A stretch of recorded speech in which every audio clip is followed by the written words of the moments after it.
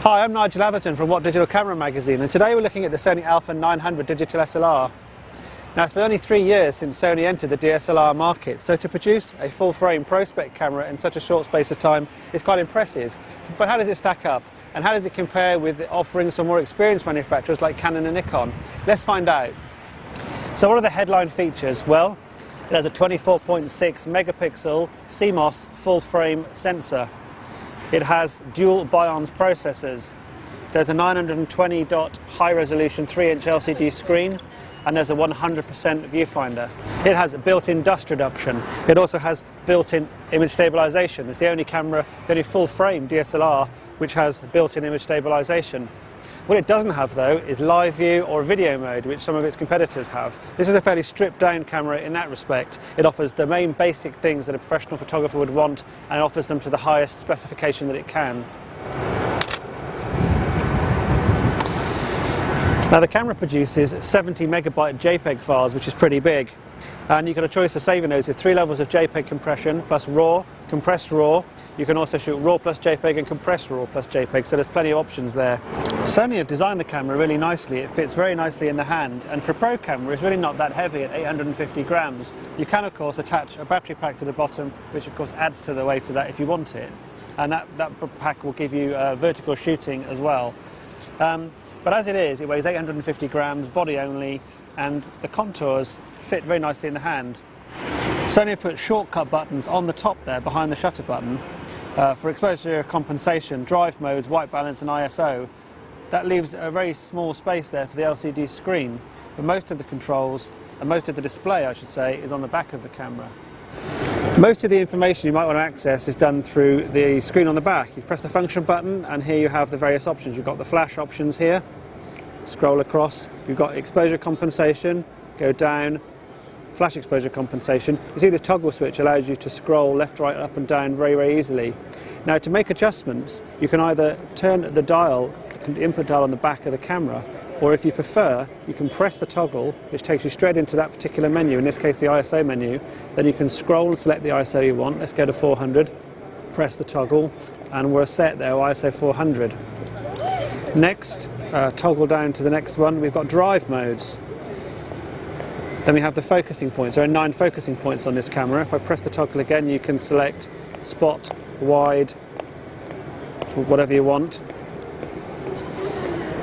The dynamic range optimizer is over here, and there's a choice again of off, standard, advanced auto, and an advanced which is manual, which gives you 5 levels of dynamic range control. Let's set it on 2, there we go.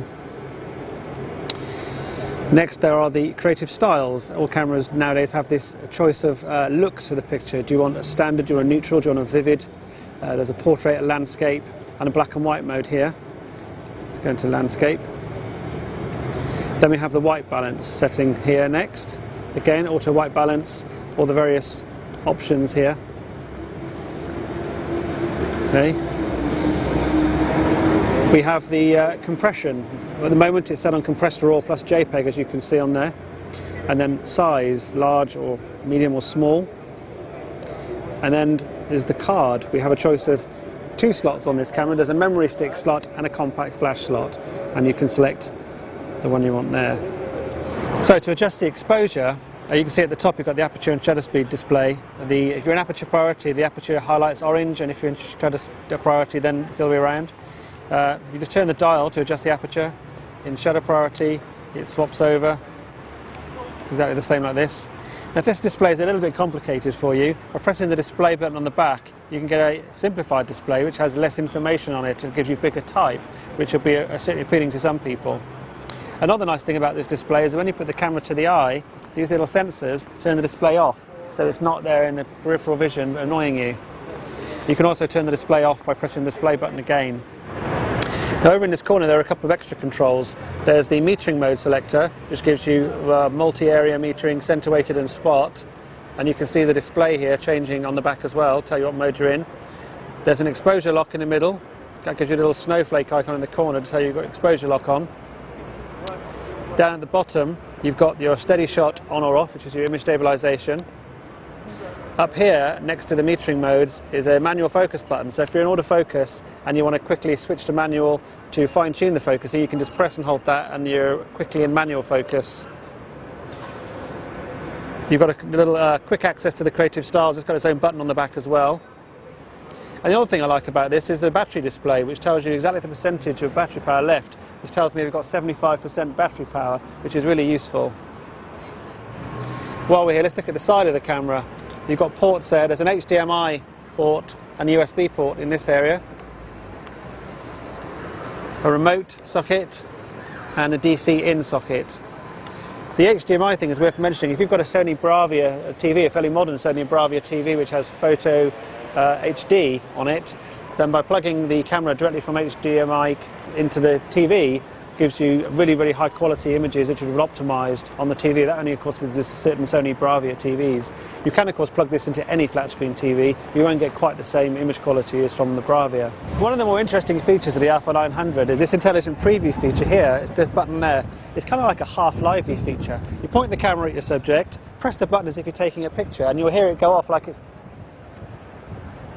There you go. It sounds like it's taken a picture.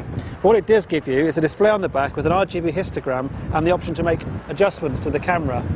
And it gives you the option to fine-tune the aperture, the exposure compensation, the dynamic range optimizer and the white balance, and you get this RGB histogram, but it hasn't actually taken a picture.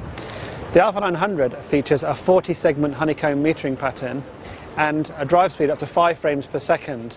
That's 10 frames of RAW plus JPEG in a single burst before it slows down, and a quoted figure of 105 JPEGs, though we consistently managed to get over 200 JPEGs before the buffer started to fill up, and often over 500, which is pretty good performance.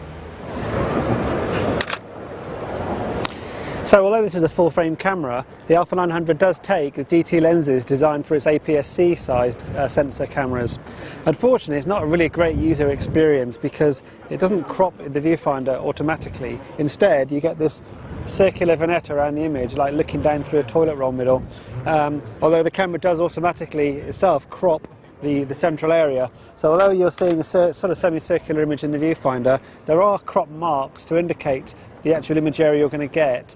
They're not the clearest and brightest in the world, but you do get just the cropped APS-C image on the back. In terms of lenses, the focusing is generally pretty fast. There are SSM, there's a small range of SSM lenses that Sony do which have motors inside which are even faster. There's only 4 of those at the moment, but obviously more I guess are expected. But in general, focusing seems pretty good whether using the DT lenses or the full frame lenses that Sony does.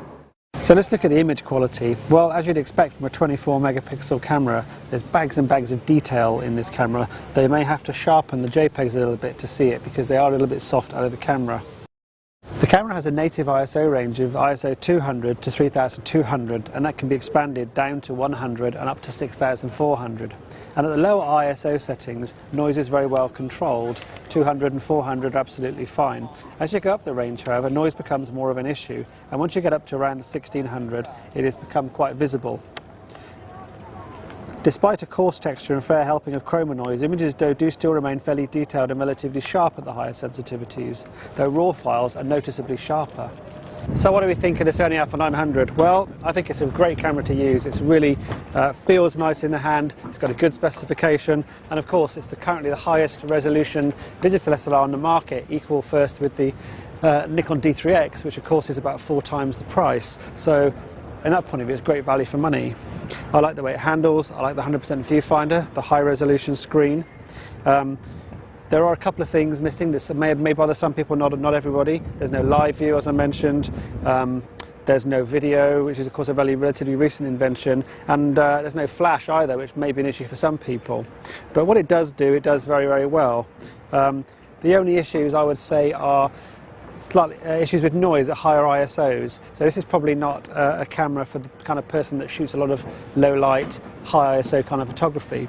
But if you're the kind of person that shoots mostly at ISO 100 to 400, maybe in a studio, or you're a landscape photographer using a tripod, and you want the highest possible resolution camera for the lowest possible amount of money, then you can't really go wrong with the Sony Alpha 900.